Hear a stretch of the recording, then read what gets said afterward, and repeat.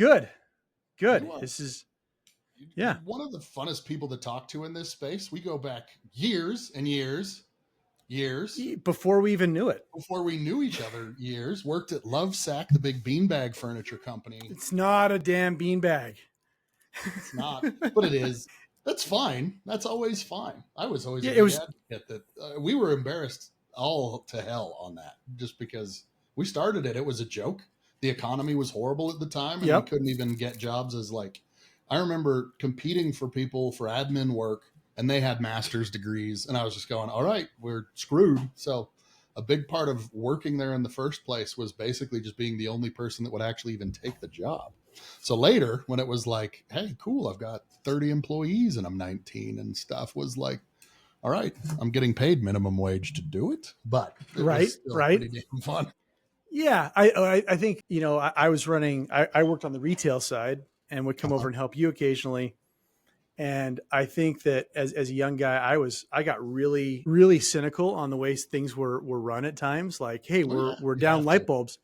And what I didn't realize was, in my mind, Sean and Trace and the whole crew, like, they had it figured out. They knew how to run a business. Oh, you thought that? I didn't think that.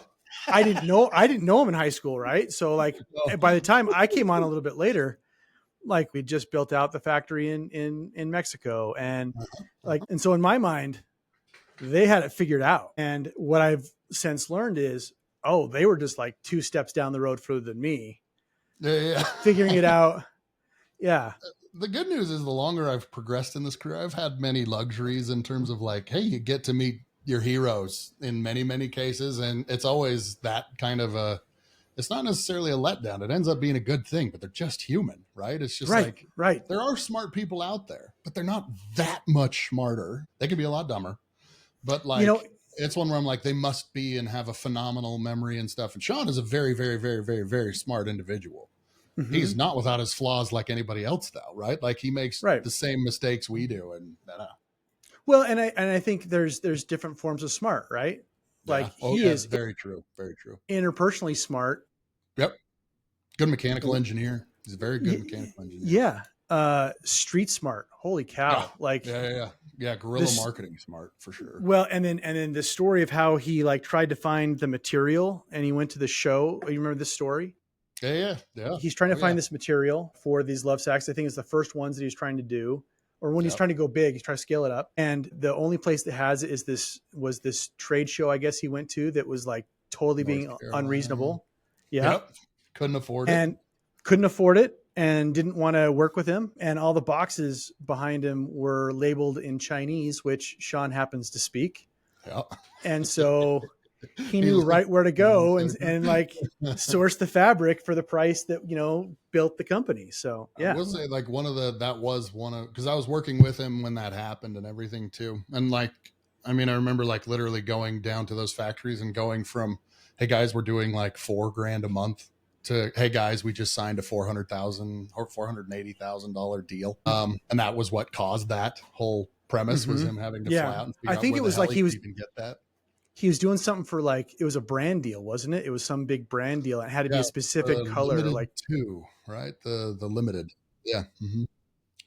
Yeah. It was fun. Like and a big part of it is he's the dude that is just willing to hop on a plane and go show up. Cause a big part of that success is literally showing up. A big part of his smarts is just literally like, I know he is savvy and knowing that no one else is that much smarter either. So literally I'll just get on a plane and go to where they make fabric in North Carolina and trade shows and look.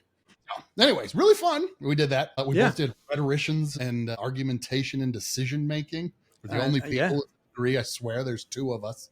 But right. Yeah. Actually, I think I told you there's someone who lives right by in Salt Lake that I know who is a professor. Oh, yeah. That we need to go and grab a bite. It was a really, really useful degree, by the way. I loved it. Does everybody give you the same reaction when you're like, what'd you major in? And you're like, argumentation, decision making. They're like, yeah. What are you going to do with that? Like, what and why? And I'm like, I use it all day, every day. I think everyone else should go through at least some sort of like low level, it should be some sort of part of like your generalized curriculum, right? Yeah. Well, and they're like, well, I was a gender studies major, so I don't argue. That's not something I do. I'm like, yeah, you argue all day long. And like, no, I would never argue. I don't believe in it. I'm like, case in point, what we're doing right now. Yeah. And Negotiation, persuasion. I'm like, these fallacies, spotting fallacies, critical thinking skills. Are you kidding me?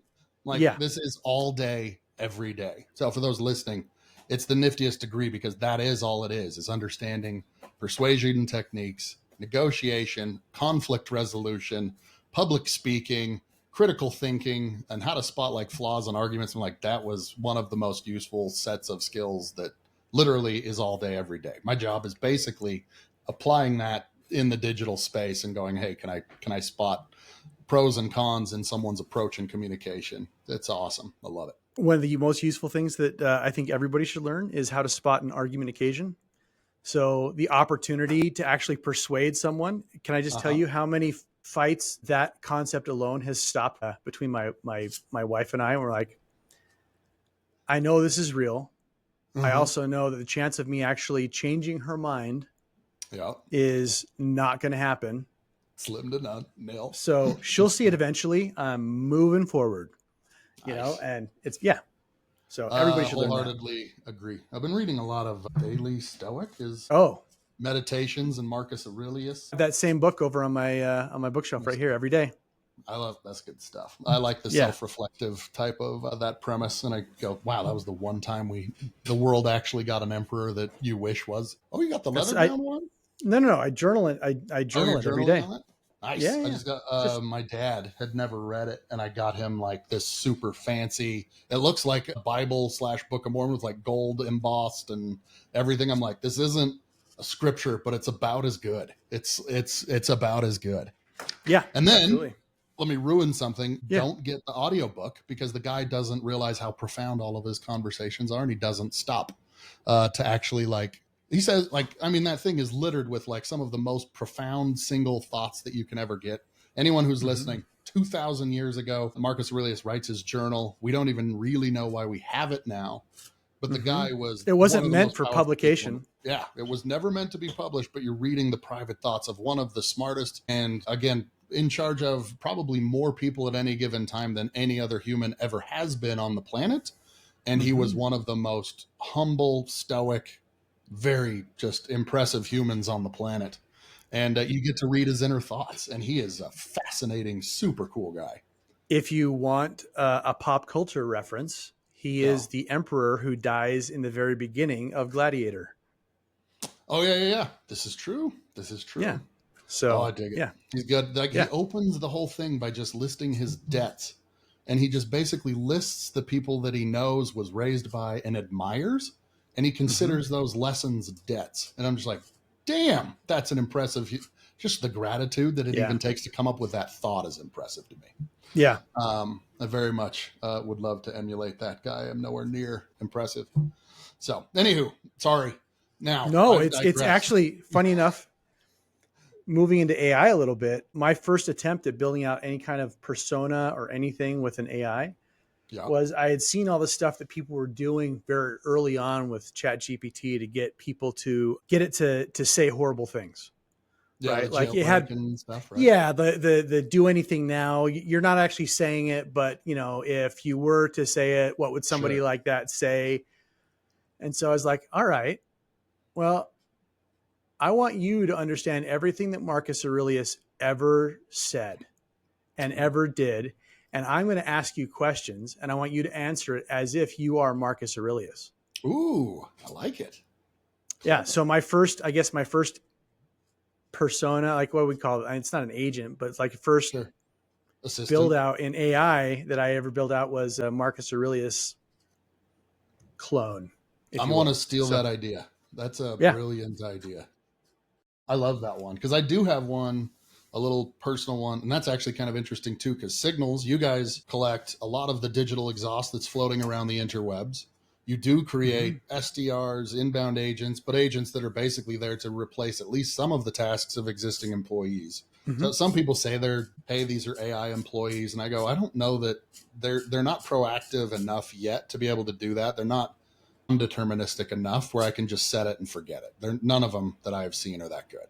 You can give them like clues, traits, and you can kind of set some of that stuff up, but you're still managing it and removing some of the deterministic. That's what we want to do with these is it's going to be like very soon that we're just like, all right, you give it whatever role and Sure. let it go. Let it cook. Yeah. Yeah. Yeah, exactly. What's yours? Like when you have, because you guys have the infrastructure to do it. Do you have 5? Mm-hmm. Do you have one that acts as a curator and talks to the other 5? How do you kind of Like a master? Yeah. Yeah, I mean, that's why we call it an employee to differentiate between the agent, right? And the reason Yeah. we call it the cloud employee is because it's got different aspects and roles to it. Like, what do you want it to do? And so that all kind of boils up to the employee, where it's like, all right, great. Maybe one part of it is a research, a research agent that goes out and pulls in, like, for example, wrench data and says, okay, cool. Now I've got that. And it's going to do all these things to then say, okay, now what do you need to do? And it's constantly monitoring. So the example I give is like a dentist could use it to say, hey, here's my entire patient list.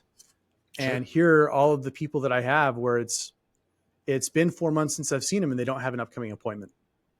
Where it would just like proactively reach out to these people and set up a cleaning. How good are you at it? Because you're savvy as literally anyone I know as far as the SDRs go. You know where bodies are buried because you've built and used probably every major tool there is out there, at least that I'm aware of. You always seem to be very much on the tip of the spear in terms of that stuff. Well, I ran those teams forever.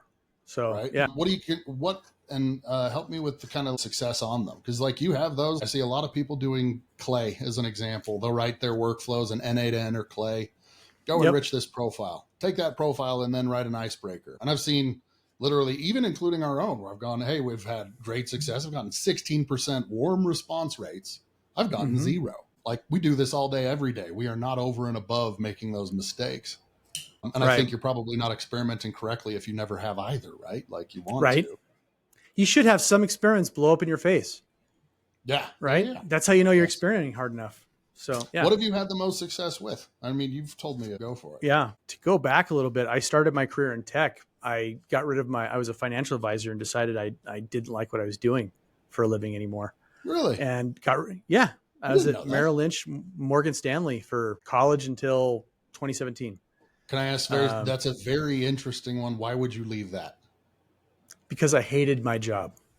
Why did you hate it? Because what I didn't like was that I was going to work before my kids woke up. I was coming home long after they went to bed. I was killing myself for what it was my book of business, but it wasn't even really my book of business.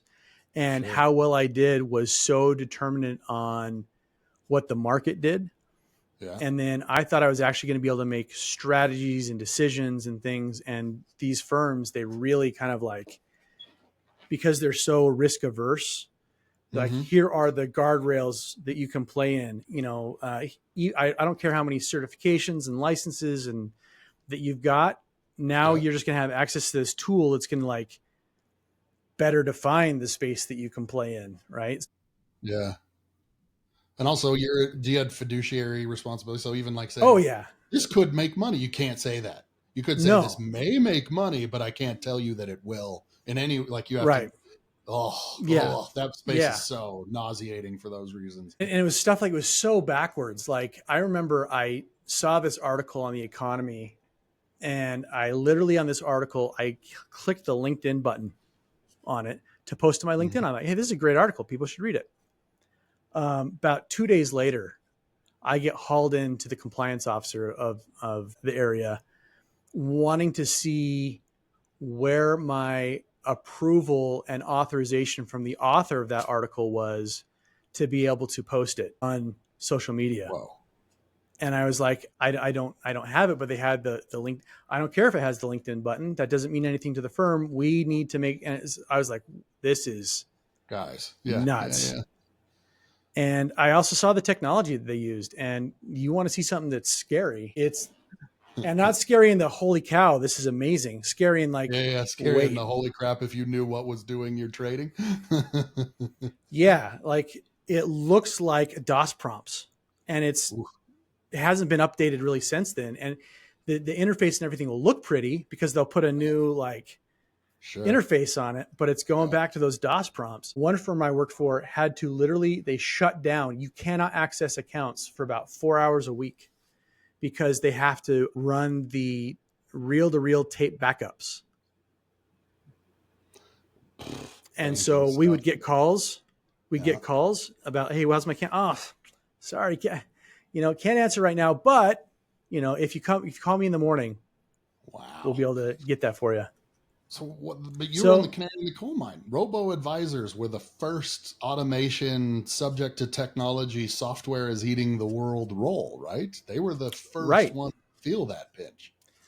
Right. But financial advisors, the last thing we wanted is that. Yep. It's your E-Trades that wanted that. And so I enjoyed technology. I enjoyed how it worked. And so the opportunity came to go get into tech. And I realized very quickly that while I enjoyed using it, I knew nothing about it. I didn't speak the language. If you asked me what an API was, I couldn't tell you. If you asked me what very basics in terms of tech, I couldn't tell you anything.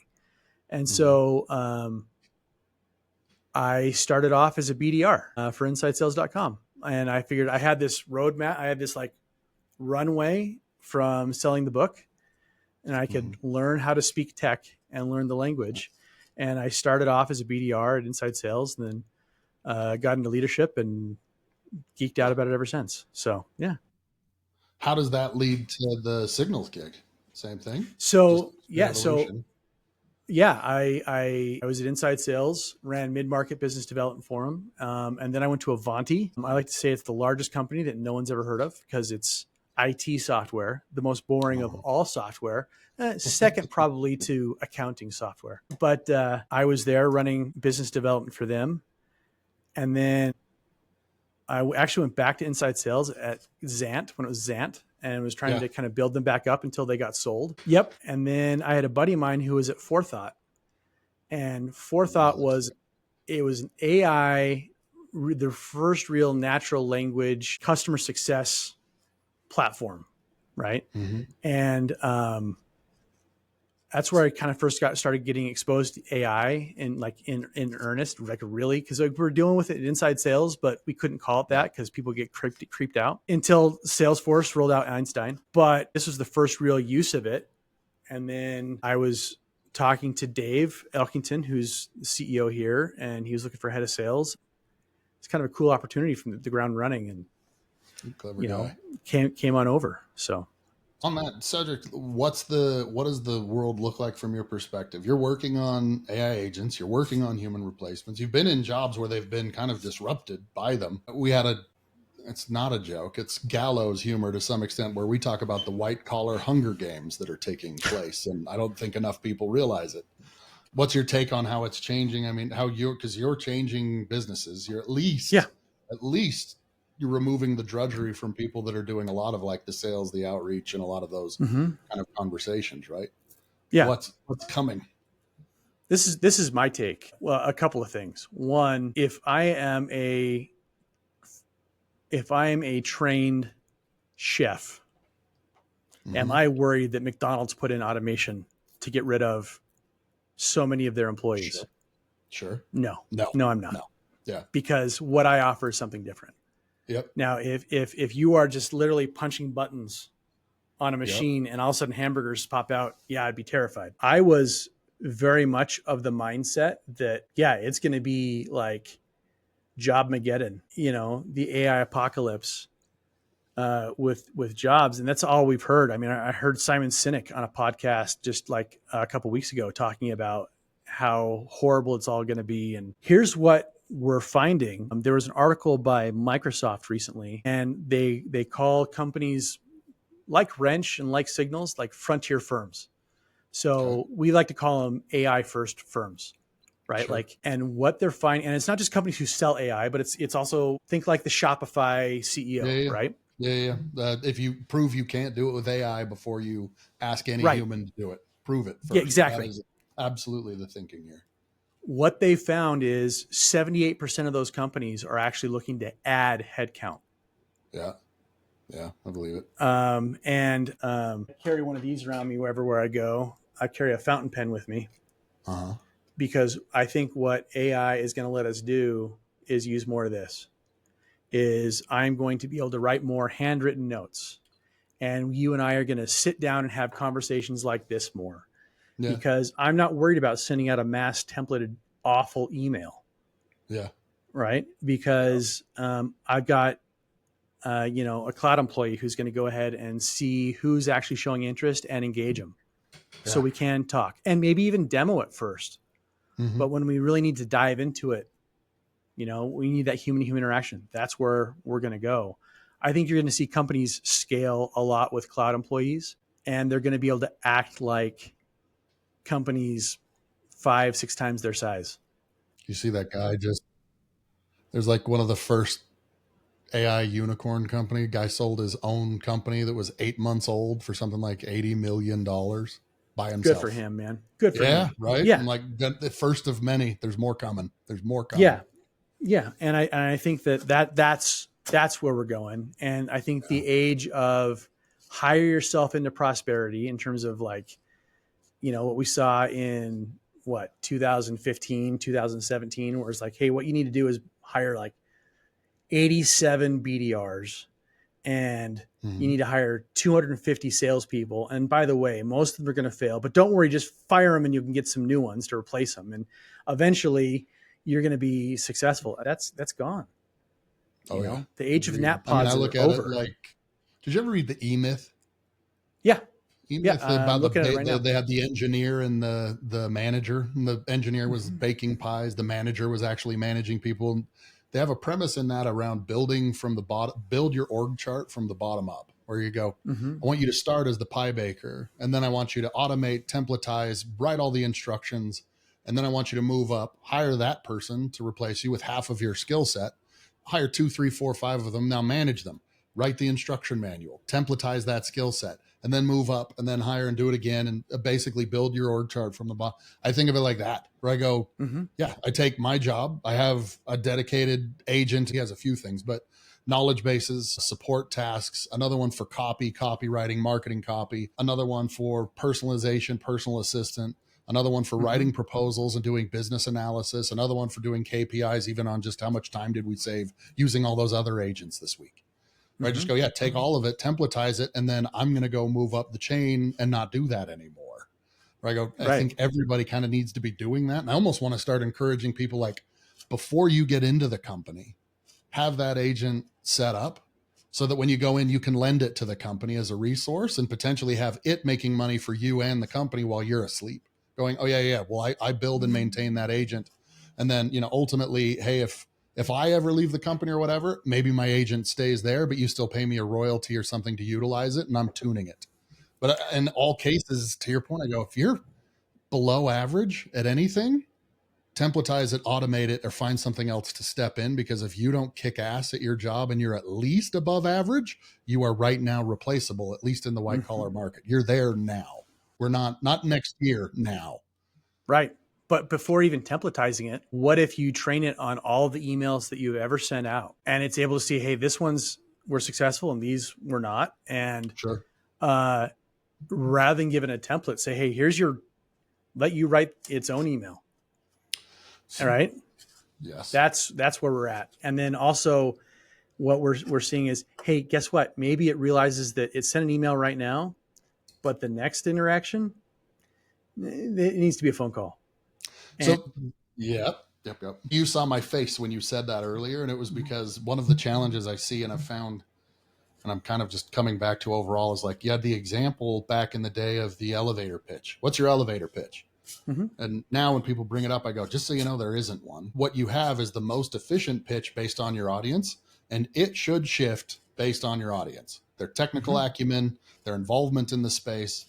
And oftentimes when people need to write, so to your point, like, there's a template email, totally agree, or read all my emails. I oftentimes see those vendors and they're like, oh, the perfect opening email is 8 words or something like that. They have these generalizations, and I just go, exactly. I know how you guys calculated that data, and I know you guys weren't smart enough to totally segment every single email to go, hey, I know exactly the same situation that this person is, and this is the perfect approach. There's a lot more work to be done on that front, but you are right. It is absolutely about give it access, and let's see if we can start figuring it out. I did get a message the other day on LinkedIn, and I got to read this to you. You'll appreciate this. someone was prospecting me on LinkedIn, and I'm reading this like, and I'll verbatim. It says, "Your AI tool immediately caught my attention!" Exclamation mark, rocket emoji. It has great potential, and I'd love to connect to discuss how we can work together to increase its visibility, attract the right users, comma, and maximize its success. M dash. Let's explore the opportunities. Star smiley face. There's So no way that was right. faked. Yeah. So my response was, I have to ask, was this message written by one of our competitors' AI employees? Because pitching generic AI tool services to a company that builds AI cloud employees feels like either next level trolling or a cry for help. Either way, I'm impressed. That's awesome. Well played, sir.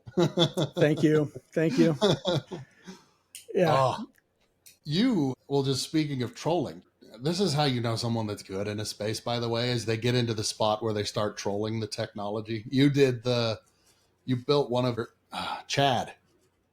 Oh, yeah. Chad, like not only did you get good at the tech, but you built it in such a way you're like, I'm actually going to build something that actually screws with people and vice versa. And not necessarily screws with them, but is Chad still live? Where is Chad? He's on our back end. He's taking a break. He's on a unpaid PTO right now.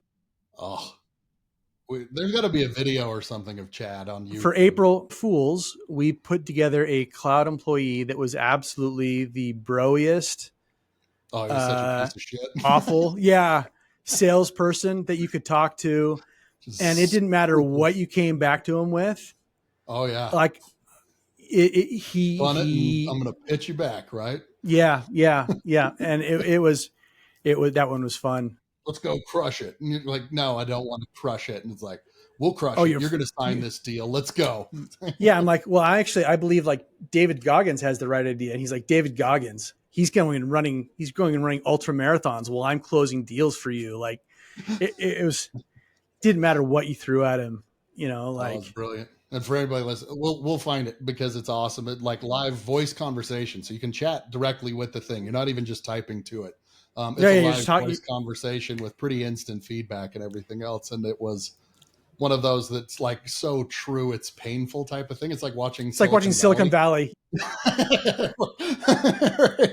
It hurts. I tried to watch it. I tried to laugh, but I live it, and it's too painful. I'm like, no.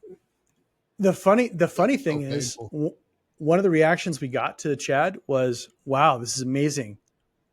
Can you only imagine if this was real?" And I was like, "Oh, how do you think we built this? Like, it didn't take us that long to build it.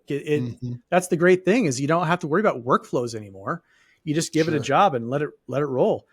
And I could build out a Chad in 20 minutes. For what it's worth too, kudos on it, because you were very early on that. And it is one of the things, like you see it, ChatGPT does it. I don't know that enough people appreciate how important that the interface of your AI agents and employees are. Mm-hmm. It can't be underestimated. Like, I mean, I was doing it today where you have to make their interface and their ease of use as ridiculously smooth as humanly possible. It's one of those where just all of the inputs and the ability to see if you can process and come up with output as quickly as people can think. And again, they're faster if they can just speak without typing in most cases, dropping documents, images, making sure that they already have a lot of your preferences logged in long and short-term memory and everything else is crazy. Mm-hmm. So very much kudos to you. You were very, very, very early on that one. Thank you very much. Very cool. I didn't build out Chad personally, but I got to play with him. Yeah, no, but like that was fun. Nice. I think next year we might, as a customer support rep, we might hire Karen. Yeah. So that's awesome. Yeah. From there, because I know we have limited time, but I still and have always wanted to know, you jumped the hell out of planes. I don't even know how you start that, get into that, or even I did it once. Mm-hmm. I got fat and then I got skinnier and then I got fat again. But for a while there, when I was skinny, my reward to myself was a tandem jump, just because I'm big. Even if I'm really, really thin, like abs, I'm 250 pounds with like abs. I have right. abs. Yeah. the max weight is 250 pounds that you can even go. So I had to like get skinny for my frame to even be able to go. That was my reward to myself. Yep. And you've done how many jumps now? 74. Dude. Yeah. So bifurcate the questions, because number one, I've got my helmet right here, and just in case there's an emergency skydive that needs to happen. What makes a skydiving helmet a skydiving helmet? I will pull it out. Because like one, I go 75 times of anything. You know, by the way, that's when like, oh, that's cool. Yeah. Okay, so it looks like one of the indoor. I see those on indoor people all the time. It's same one, and you wear it in case of like you're on the plane and you hit your head. You're on the way out. You dock with people. Yeah, but it's air sealed in there, so like I wear sunglasses when I'm skydiving. Some people have like whole communications devices in there, so when they're wingsuiting, they can all talk. So why is it? It's one of those things where I go, I see why it's a ridiculous thrill, because it's, I mean, granted, 99% of people's like one of their biggest fears is falling from great heights, right? Do you get an adrenaline rush literally every time you do it? Is it no, like, in fact, really? I've had an adrenaline rush once, and Really? it was literally when I was still a student, and I had landed, and I was gathering up my gear, gathering up my chute, heading back to the hangar. All of a sudden, it just hit me like what I'd just done, and it was like, whoa! And then that's when it hit. It is even on my first tandem, because I did the same thing. Like I lost a bunch of weight. I was 300 plus pounds, and I got under 220. Well done. Thank you. I got under 220, and then what happened was my mom said, "Hey, if you ever get below 220, I'd jump out of an airplane." And it was her 70th birthday, and so we all went. And I was trying. I hate heights. I don't like putting Christmas lights on my house. I don't like, And so I was like, "How am I dealing with this?" And funny enough, we were talking earlier about stoicism. And I was thinking about the thought that they would say, like, how do they deal with going into battle? And it was like, hey, I can't control the time and moment that I die, but I can go 100%. Sure. And so my thought was, in my mind, if I've signed up for the jump, I've already jumped out of the airplane. I just need to go do it. Nice. So what's the point of being scared? Yeah. And I was shocked with how well that worked. Like I didn't get the adrenaline rush the whole time.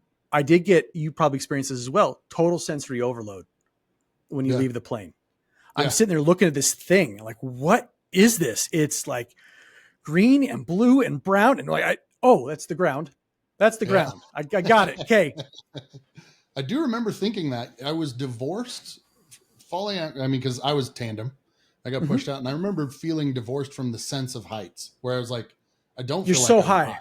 Yeah, you're so high. You're like, this is a different thing. It's not, like the typical lurching in your stomach that you get at the top of a building or whatever. Was not that. Or even the butterflies that you feel on a roller coaster, you don't feel that.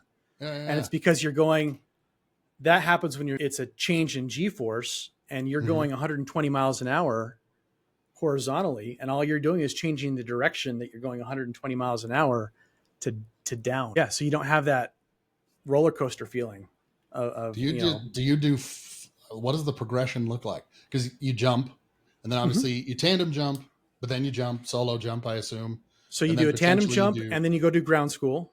And what's ground school? You spend a whole day, and they teach you all the things that can go wrong. Yeah. And how to deal with it, right? And this is your altimeter, and this is how you use that, and this is not. And anyway, they go through everything, and then you do what's called a training tandem.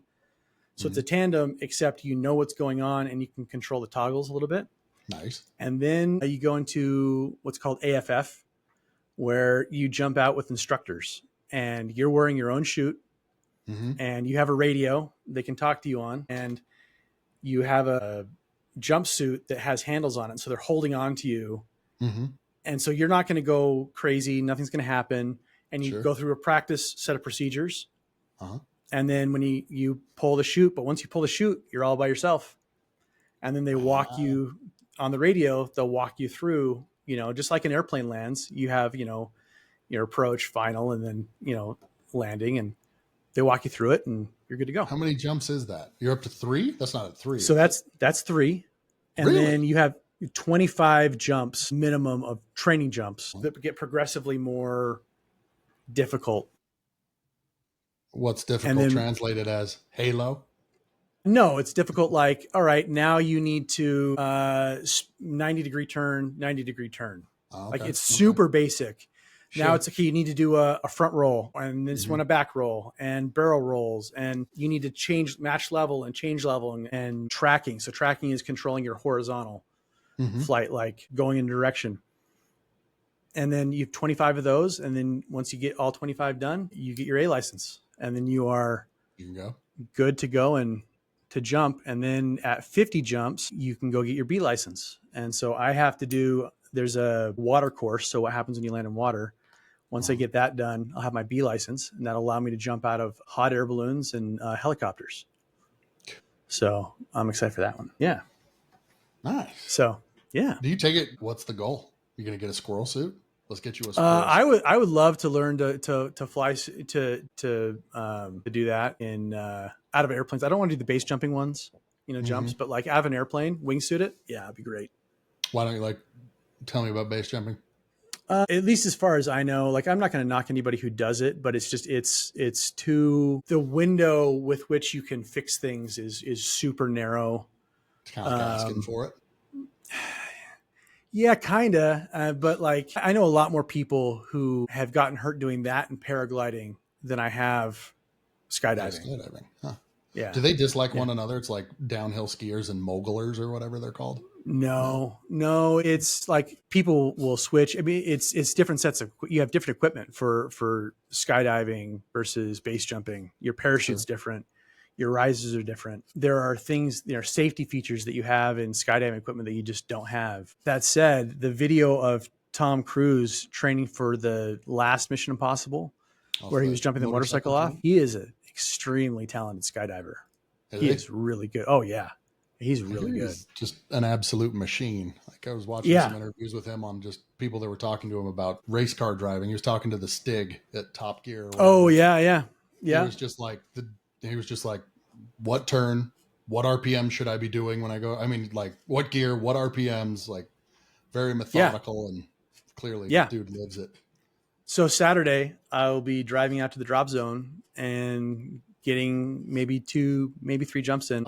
Where do you go? That's the drop zone is the name of the company? Tooele. No, drop zone is the location. That's where you go. So there's drop zones all over the country. I go to Skydive Utah as my home spot. And it's interesting. I go out there as much for the community and the crew that's out there as I do for the thing itself. And it's this crazy cross section of never have to work a day in his life because trust fund kid, but also the guy who's living in an RV in the drop zone parking lot who packs parachutes to pay for skydiving, to a friend of mine's an architect. People own their own company. It's this crazy swath of people that just united by that. I love that. Very cool, man. Very cool. It's my peaceful place. It's my Zen place. Is that where you go when you're flying? It's very much just a flow state type of thing. That's exactly right. I have bad ADD, and it just quiets everything down just for a little bit. Time just passes. Hopefully not that much before you hit the ground, right? Yeah, right. Everybody lands every skydive. You can't. I think people don't realize how safe it is. I think there were. If I remember correctly, there was I want to say 6 deaths in skydiving all of last year, and something like 1.2 million. Don't quote me on that. That's not exactly right, but it's 1.2 million skydives. I bet there were more people who died bowling than skydiving. Right. You always find the real reasons that people die are they messed with cows, or tried to pet a deer. And you're don't do that. Oh, my favorite Instagram is people of Yellowstone or people visiting Yellowstone. Is that a channel? Oh, it's on it. Yeah, I'll find it. I will share it with you. Ooh, it's send that to me. Oh, look, I'm going to go take this selfie with a bear. A buffalo. Oh, buffalo. Those are cool. I had a stuffed animal. There's nothing, if you ever want to make yourself terrified where people are going like, oh yeah, you need to be nice and people shouldn't hunt bears. I go, I dare you to go and look up what happens when a bear actually catches a deer. It's like, it's a nightmare. It's a living watching it is absolutely horrid because they end up screaming and they sound like humans and everything. It's horrible. Horrible. If you are backpacking in like the Tetons and you don't have something with you to protect yourself. Agreed. Yeah. I do like watching the Yellowstone ones where they try to like pet elk and stuff. And like when you get close to an elk, you're like, no. Most terrifying night of my life camping. We're hiking up the Paintbrush Divide in the Grand Tetons, and I was in a bivy bag. So it's like a bag that just your sleeping bag. Like a mummy bag, basically, right? Yeah, it's like a sleeping bag for your sleeping bag. With a tarp over your face. Yeah. Right. Yeah. Like a napkin over your face with your sleeping bag. And it's super lightweight. And so that's why I did it. And I wake up and there's 3 moose in my bedded down in my campsite that weren't there when we went to bed. Oh, dude. Which means they walked in. It was 2 bulls and a cow. And I was like, they could have stepped on me and not even realized it. And I would have been done. Oh, and people don't know that when I used to go elk hunting, like people don't realize I'm like, they shake the ground when like you spook them or whatever. If they go hopping off, like literally they shake the earth. They're that heavy, that crazy. I see that all the time. People go up at Brighton and they get between the elk and its mom or the moose and its mama moose or whatever. And they just go like, oh, it's getting badly for you.